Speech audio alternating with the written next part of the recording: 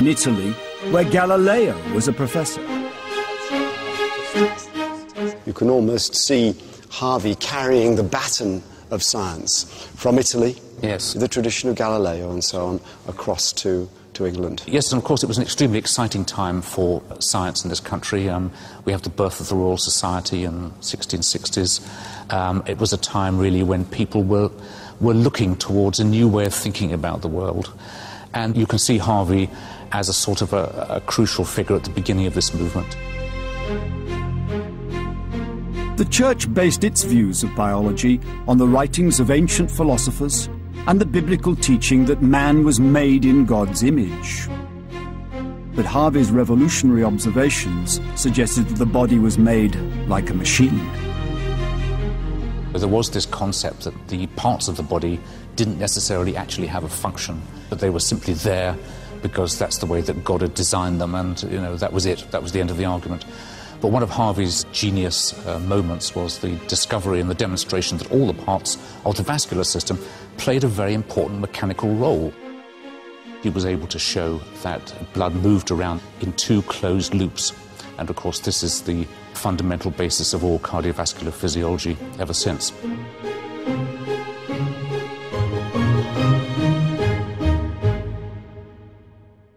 William Harvey himself was still half a mystic. He wrote about the heart as the sun of the microcosm, as a household god that serves the rest of the body. But the techniques that he brought back from Italy of making observations, drawing conclusions, and then testing those conclusions with further observations, that was certainly the beginning of the scientific method. And it helped to fuel the explosion of science that happened in this country in the 17th century, giving those early scientists methods to allow them to challenge the written word, whether it was the words of Aristotle or the words of Scripture. In the 18th century, a new movement swept through the Western world. Thinkers such as Isaac Newton and John Locke realized that the laws of the universe were there to be discovered, not read about in the Bible. It was the age of enlightenment.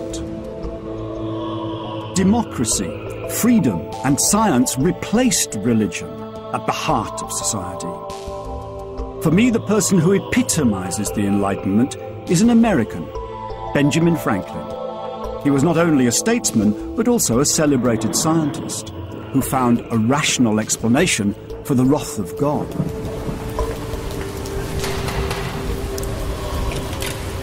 Hello, welcome to Benjamin Franklin House. Thank you very much. In 1750, Franklin suggested that lightning was just a form of electricity. In the Georgian period, churches were always the tallest building around, and a lot of them had a lot of wood in them. So when they were struck by lightning, they would just burn down, and it would be awful for your community, not only because your largest civic building had, burnt to the ground, but also because it would show that someone in your community had done something pretty bad. Because God did it. Exactly. So Franklin decided that he would protect churches from the electrical fluid. So he went on to develop the lightning rod. So if I just slot this in, I would ask you not to touch the table for reasons that will become apparent very quickly.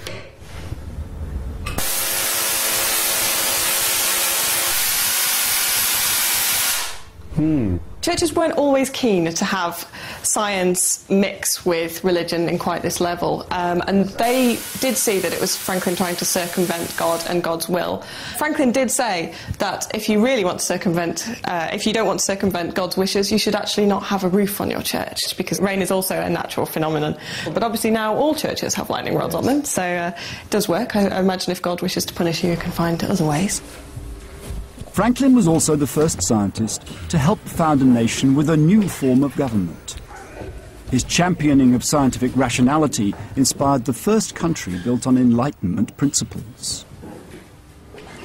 But in many ways, Franklin was really, if not the father of the United States, certainly one of the principal thinkers behind the secular state of the Absolutely. He was one of the founding fathers. He did not want the organised church to have anything to do with the running of a nation. He thought it was a bad idea to have church and state combined, and therefore split it off, so creating a secular state in America. Ben Franklin was the son of a Puritan immigrant. He intended to go into the church himself. But here in London, at the age of 19, he first wrote his views about conventional religion, rejecting the ceremony, the pomp, the dogma. For me, Ben Franklin really symbolises the Enlightenment, the age of reason, and the free thinking, the openness, the rejection of authority during that period continued the process of undermining the authority of the church.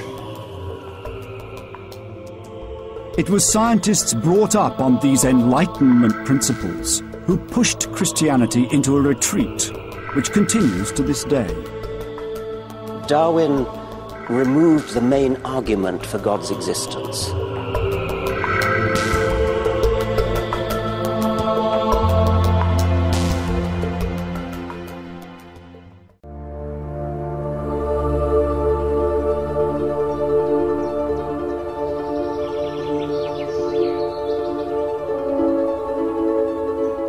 I think that science's biggest challenge to Christianity was Charles Darwin's theory of evolution. In 1859, Darwin published On the Origin of Species, which suggested that life on Earth was not designed by God, but had evolved through a process called natural selection. My colleague Richard Dawkins has become the best-known critic of religion. Some would say the Archbishop of atheism. For him, evolution is the best reason for not believing in God. Richard, I guess you could say that after Copernicus and Galileo, evolutionary theory was the second great challenge to conventional religious belief. How did Darwin himself deal with it? He was well aware that it was a great challenge, and he was appropriately cautious before releasing it.